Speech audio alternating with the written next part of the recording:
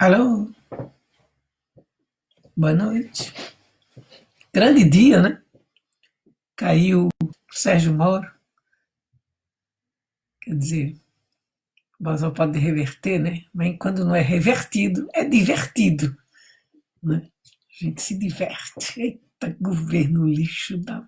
Mas não vai ficar um rato nesse barco furado, viu? Bom, hoje é 23 de abril, né? É mais um dia da triste era Bolsonaro, como diz o Joaquim de Carvalho. É, poesia na janela em tempos de coronavírus. Quarentena, eu tô tirando de letra. E hoje, belas letras, né? Porque é Vinícius de Moraes. Marcos Vinícius de Melo Moraes. Que é, todo mundo, acho que é. A criança de 2 anos deve saber quem é Vinícius de Moraes. Compositor, poeta brasileiro, diplomata. Ele foi o compositor de Garota de Ipanema, né? Que circulou no mundo inteiro, que foi, fizeram milhões de versões de Garota de Ipanema, uma mais feia do que a outra, estragaram a música, mas enfim, é legal. A Garota de Ipanema foi em parceria, grande parceria com Tom Jobim, né? Mas ele tinha outras parcerias, grandes parcerias, ele, Toquinho, Márcia, sei lá, várias gentes que andaram com ele. Nasceu em 1913. E ele morreu, não me lembro, mas eu estava no Brasil quando ele morreu. Foi em 86, algo assim, não me lembro. Enfim, ou sei lá, não, realmente eu não me lembro, eu estava no Brasil. Tem um texto dele que ele escreveu durante a guerra, 44, que mostra como os poetas em geral, não todos, são sonhadores, né? Quer dizer, a situação de guerra levou ele a escrever esse texto. Como ele imagina o Brasil que ele queria. Se a Globo soubesse, né, teria ido lá na tumba dele, né, interrogar qual o Brasil que queremos, né? Eles fizeram aquele programa horroroso. E então ele escreveu isso. Depois da guerra, vão nascer lírios nas pedras, grandes lírios cor de sangue, belas rosas desmaiadas. Depois da guerra, vai haver fertilidade, vai haver natalidade, vai haver felicidade. Depois da guerra, ah, meu Deus, depois da guerra, como eu vou tirar a folga de um jejum longo de farra? Depois da guerra, vai se andar só de automóvel, atulhado de morenas, todas vestidas de short. Depois da guerra, que porção de preconceito vão se acabar de repente, com respeito à castidade. Moças saudáveis serão vistas pelas praias, mamães de futuros gênios da pátria. Depois da guerra, ninguém bebe mais bebida que não tenha um bocadinho de matéria alcoolizada. A Coca-Cola será relegada ao ouvido. Cachaça e cerveja, muita que é bom para alegrar a vida.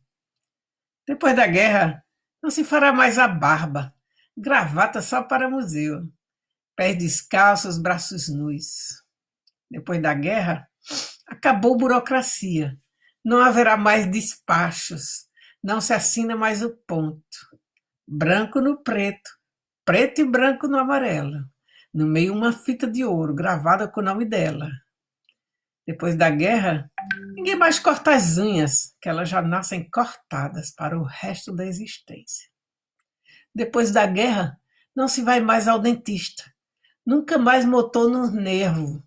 Nunca mais dente postiço. Vai haver cálcio, vitamina e extrato hepático correndo nos chafarizes pelas ruas da cidade. Depois da guerra, não haverá mais cassinos, não haverá mais lídices, não haverá mais guernicas. Depois da guerra, vão voltar os bons tempinhos do carnaval carioca, com muito confete, entrudo e briga. Depois da guerra, pirulim, depois da guerra, vai surgir um sociólogo de espantar Gilberto Freire. vai se estudar cada coisa mais gozada, por exemplo, a relação entre o cosmos e a mulata.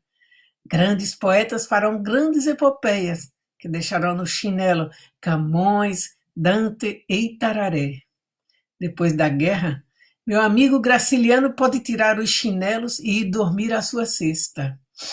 Os romancistas viverão só de estipêndios, trabalhando sossegados numa casa na montanha. Depois da guerra, vai se tirar muito mofo de homens padronizados para fazer penicilina. Depois da guerra, não haverá mais tristeza. Todo mundo se abraçando num geral desarmamento. Chega francês, bate nas costas do inglês, que convida o italiano para um chopp no alemão. Depois da guerra, pirulim. Depois da guerra, as mulheres andarão perfeitamente à vontade. Ninguém dirá a expressão mulher perdida, que serão todas achadas, sem mais banca, sem mais briga. Depois da guerra, vão se abrir todas as burras. Quem estiver mal de cintura faz logo um requerimento. Os operários irão ao bife de ouro, comerão somente o bife, que ouro não é comestível. Gentes vestindo macacões e fechos zíper dançarão seu Jitterburger em plena Copacabana. Bandas de música voltarão para os coretos, povo se divertindo no remeleixo do samba. E quanto samba, quanta doce melodia, para a alegria da massa comendo cachorro-quente. O poeta Schmidt voltará à poesia de quem anda desencantado e escreverá grandes livros. Quem quiser ver o poeta Carlos criando, ligará à televisão. Lá está ele, que homem magro. Manel Bandeira dará aula em praça pública. Sua voz seca soando num bruto de um megafone. Murilo Mendes ganhará um autogiro, perdão. Dará mensagem de Vênus ensinando o povo a amar. Aníbal Machado estará são como um perro, numa tal atividade que Einstein rasga seu livro. Lá no Planalto, os negros, nossos irmãos, voltarão para os seus clubes dos que foram escorraçados por lojistas de direita. Rua. Ai, que me dera que essa guerra logo acabe e os homens criem juízo e aprendam a viver a vida. No meio tempo, vamos dando tempo ao tempo, tomando nosso chopinho, trabalhando para a família, se cada um ficar quieto no seu canto, fazendo as coisas certinho, sem aturar desaforo, se cada um tomar vergonha na cara, for para a guerra ou para a fila com vontade e paciência. Não é possível esse negócio, melhora porque ou muito me engano, ou tudo isso não passa de um grande, de um doloroso, de um atroz mal entendido.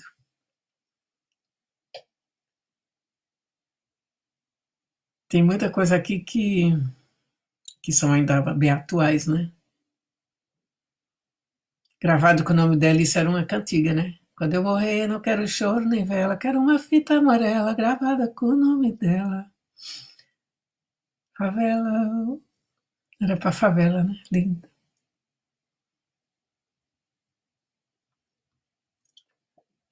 E aí?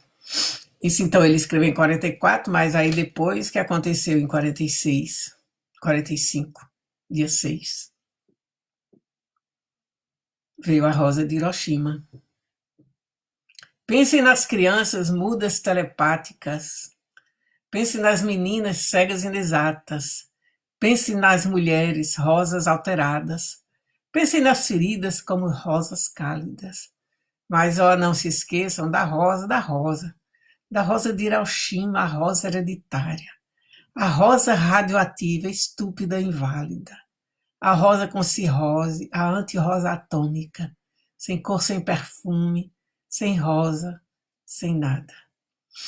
E o sonho do poeta foi rapidamente explodido com uma bomba atômica em Hiroshima e Nagasaki, 2 bombas atômicas. Então o ser humano não aprende, não cria vergonha. No Brasil estamos de novo voltando à guerra, né? Porque Pausó, ele é o espírito da guerra, né? E esse homem é o demônio. Eu não acredito em Deus nem em demônio, mas enfim, é uma figura que todo mundo entende, né? Se disser é um demônio, todo mundo entende. E ele conseguiu, eu vi aí na Facebook, o diabo é que é muito malandro, conseguiu que os evangélicos votassem no demônio. Achei boa essa demais. O fascismo. Esse é um poema que ele fez dos anos 50, acho que foi em 50 quando ele estava em Nova York. Mas ele foi publicado por João Telésforo no livro 100 anos de Vinícius. Eu acho que até tem ele aqui, mas eu nem pensei em olhar. Eu quero lembrar também para vocês que Vinícius, ele foi colaborador do Pasquim, né, quando na época da ditadura, quando havia censura, quando metiam os jornalistas tudo preso aí, eles juntavam os amigos lá e iam escrever o Pasquim. Mas ele foi aposentado compulsoriamente pela ditadura, né? E ele foi perseguido, então, pela ditadura. Drummond disse sobre Vinícius essa frase interessante. De todos nós, ele foi o único que ousou viver como poeta. Não sei o que é viver como poeta, porque eu não vivo como Vinícius e eu sou poeta. Conheço um monte que não vive como Vinícius e é poeta. Ele era boêmio, né? Ele era um boêmio. Gostava de beber, de fumar, da vida noturna e tal. Era um bom vivant, como dizem em francês. Um bom vivant.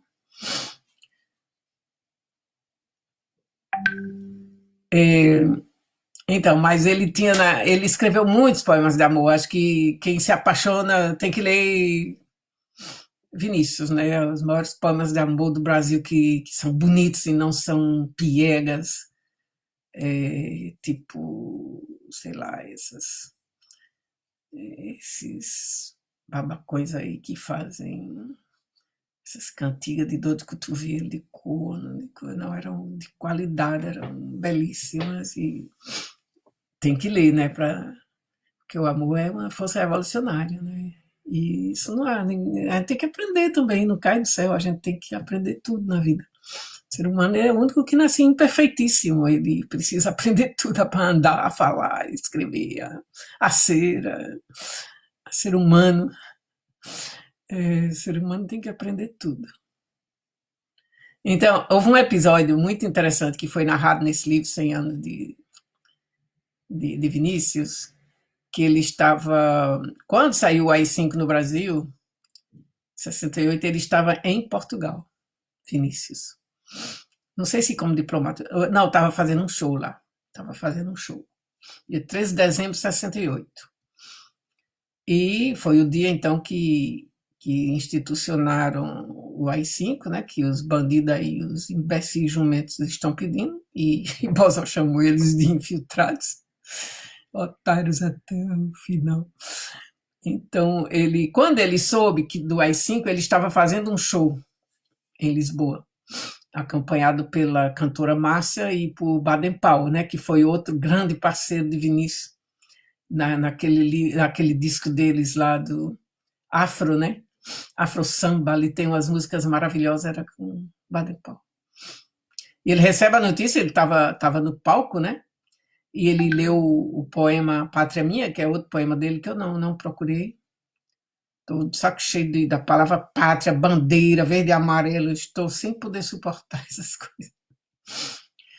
E ele leu esse poema, e quando ele saiu, voltou para o hotel, né? Quando ele ia sair do hotel, ele se vê cercado por salazaristas. Salazar, vocês sabem, era o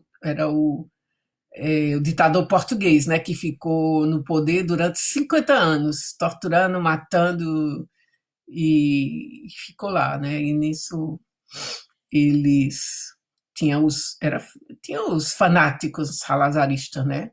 Que acho que até hoje ainda tem, mas deve ser muito pouco. Ficaram revoltados, né, com o discurso de Vinícius contra a ditadura e acossaram ele, né, na saída do hotel. Aí o hotel tentou que Vinícius saísse por uma porta secundária e ele recusou. Ele disse: não vou. E sai e enfrenta os manifestantes que estavam ali raivosos, né? foi vaiado, escutando palavras de ordem que provavelmente ridículas, né? Dessa gente, geralmente eles têm umas palavras de ordem, uns slogans completamente idiotas. E nesse momento o poeta ergue a voz, né? E recitou o poema seguinte: de manhã escureço, de dia ardo, de tarde anoiteço, de noite ardo. A oeste, a morte. Contra quem vivo, do sul cativo, este é o meu norte. Outros que contem passo por passo. Eu morro ontem, nasço amanhã, aonde há espaço, meu tempo é quando. Então, esse poema ele tinha escrito em Nova York, né, em 1950. E quando ele começou a dizer isso, no meio desse salazarista ali, tinha um brasileiro que começou a cantar com ele aquele poema lá, Pátria e tal. Era um estudante que estava ali no meio dos revoltosos salazaristas. E eles se calam, os salazaristas se calam. Tentam gritar um ou outro, né? Mas a força do poema de Vinícius cala eles. E aí, o que é que acontece? Um primeiro rapaz tira o casaco. Os portugueses têm essa coisa, né? Essa tradição de tirar o casaco e botar no chão para a pessoa passar. Eles fizeram isso com Lula, quando Lula recebeu o prêmio Nobel, né? O prêmio Nobel não, o honoris causa. Botaram todos os estudantes, botaram aquelas mantas pelo chão e Lula passou com Dona Marisa, uma cena belíssima. E aí eles fizeram isso para Vinícius, e que de ameaçado passou a ser admirado e saiu dali de cabeça erguida. Mas, bom, depois ele fez um outro poema para o Operário em Construção. O Operário em Construção foi de 59. Então, ele primeiro dá uma explicação do Evangelho, né? São Lucas, o Evangelho segundo São Lucas. E é assim: é o diabo, levando-o ao alto do monte, mostrou-lhe num momento de tempo todos os reinos do mundo e disse: dar-te-ei todo este poder e a sua glória, porque a mim me foi entregue, e dou a quem quero. Portanto, se tu me adorares, tudo será teu. E Jesus respondendo disse: vai-te, Satanás, porque está escrito: adorarás o Senhor teu Deus, e só a ele servirás. Lucas, capítulo 5, versículo 5, 8. Era ele que erguia casas onde antes só havia chão. Como um pássaro sem asas, ele subia com as casas que lhe brotavam da mão. Mas tudo desconhecia da sua grande missão. Não sabia, por exemplo, que a casa de um homem é um templo sem religião. Como tampouco sabia que a casa que ele fazia, sendo a sua liberdade, era a sua escravidão. De fato, como podia um operário em construção compreender que por um tijolo valia mais do que um pão? Tijolo ele empilhava, com pá, cimento e esquadria. Quanto ao pão, ele o comia. Mas fosse comer tijolo? E assim o operário ia com suor e com cimento, erguendo uma casa aqui, adiante um apartamento, além uma igreja, à frente um quartel e uma prisão. Prisão de que sofreria, não fosse eventualmente um operário em construção. Mas ele desconhecia esse fato extraordinário, que o operário faz a coisa e a coisa faz o operário. De forma que, certo dia, à mesa, ao cortar o pão, o operário foi tomado de uma súbita emoção, ao constatar assombrado que tudo naquela mesa, garrafa, prato, facão, era ele quem os fazia, ele, um humilde operário, um operário em construção. Olhou em torno, gamela, banco, enxerga, caldeirão, vidro, parede, janela, casa, cidade, nação, tudo que existia, era ele quem o fazia. Ele, um humilde operário, um operário que sabia exercer a profissão. Ah, homens de pensamento, não sabereis nunca o quanto aquele humilde operário soube naquele momento, naquela casa vazia, que ele mesmo levantara, um mundo novo nascia.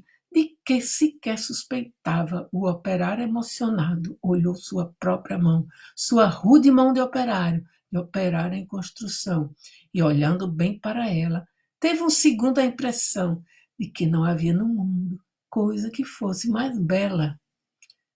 Foi dentro da compreensão desse instante solitário que tal sua construção cresceu também o operário, cresceu em alto e profundo, em largo e no coração. E como tudo que cresce, ele não cresceu em vão, pois além do que sabia exercer a profissão, o operário adquiriu uma nova dimensão, a dimensão da poesia. E um fato novo se viu que a todos admirava. O que o operário dizia, outro operário escutava. E foi assim que o operário do edifício em construção, que sempre dizia sim, começou a dizer não. Aprendeu a notar coisas a que não dava atenção.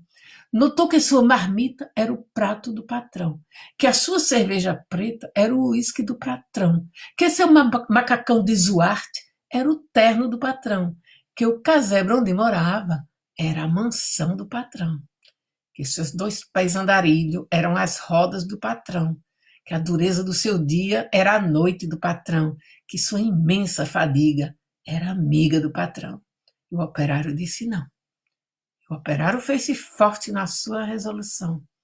Como era de se esperar, as bocas da delação começaram a dizer coisas aos ouvidos do patrão. Mas o patrão não queria nenhuma preocupação. Convençam-no do contrário, disse ele sobre o operário, e ao dizer isso, sorria. Dia seguinte, o operário, ao sair da construção, viu-se súbito cercado dos homens da delação e sofreu por destinado sua primeira agressão. Teve seu rosto cuspido, teve seu braço quebrado, mas quando foi perguntado, o operário disse não. Em vão sofrer o operário a sua primeira agressão. Muitas outras se seguiram, muitas outras seguirão. Porém, por imprescindível ao edifício em construção, seu trabalho prosseguia e todo seu sofrimento misturava-se ao cimento da construção que crescia. Sentindo que a violência não dobraria o operário, um dia tentou o patrão dobrá-lo de modo vário, de sorte que o foi levando ao alto da construção. E no momento de tempo mostrou-lhe toda a região, e apontando ao operário fez esta declaração: dar-te-ei todo esse poder e sua satisfação, porque a mim me foi entregue e dou a quem bem quiser. Dou-te tempo de lazer, dou-te tempo de mulher. Portanto, tudo que vês será teu se me adorares, e ainda mais se abandonares, o que te faz dizer não. Disse e fitou o operário, que olhava e que refletia, mas o que via o operário, o patrão nunca veria. O operário via as casas e dentro das estruturas via coisas, objetos, produtos, manufaturas, via tudo que fazia o lucro do seu patrão. E em cada coisa que via, misteriosamente havia a marca de sua mão. E o operário disse: não. Loucura, gritou o patrão. Não vês o que te dou eu? Mentira, disse o operário. Não pode dar-me o que é meu. Um grande silêncio fez dentro do seu coração. Um silêncio de martírios, um silêncio de prisão, um silêncio povoado de pedidos de perdão, um silêncio apavorado, com medo em solidão, um silêncio de torturas e gritos de maldição, um silêncio de fraturas a se arrastarem no chão.